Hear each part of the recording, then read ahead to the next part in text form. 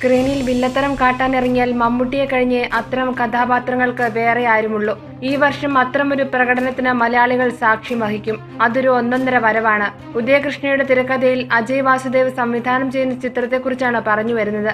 ചിത്രത്തിന് എഡ്ഡി എന്ന് പേരിട്ടതായി അനൌദ്യോഗിക റിപ്പോർട്ടുണ്ട്. മമ്മൂട്ടി അവതരിപ്പിക്കുന്ന കഥാപാത്രത്തിന്റെ പേര് എഡ്വേർഡ് ലിവിങ്സ്റ്റൺ. ഇംഗ്ലീഷ് പ്രൊഫസറാണ്. ഒരു പരുക്കൻ കഥാപാത്രം. തല്ലിന് തല്ല ചോരയ്ക്ക് ചോര എന്ന മട്ടിലൊരു കഥാപാത്രം. ആരുടെയും വില്ലത്തരം എഡ്വേർഡിന്റെ അടുത്ത് ചെലവാകില്ല. ട്രാവൻകൂർ മഹാരാജ് കോളേജിലെ വില്ലന്മാരായ കുട്ടികളെ മര്യാദ പഠിപ്പിക്കാനെത്തുന്ന ഇംഗ്ലീഷ് പ്രൊഫസറാണ് എഡ്വേർഡ് ലിവിങ്സ്റ്റൺ. ചട്ടമ്പിയായ ഒരു കോളേജ് പ്രൊഫസറാണ് ഇയാൾ. സ്ഥിരം അടിപിടിയും പോലീസ് സ്റ്റേഷനും ഗ്യാങ് വാറും ഒക്കെ നടക്കുന്ന കുട്ടികൾ പഠിക്കുന്ന കോളേജിൽ അവരെ മെരുക്കാനാണ് അയാൾ നിയോഗിക്കപ്പെടുന്നത്.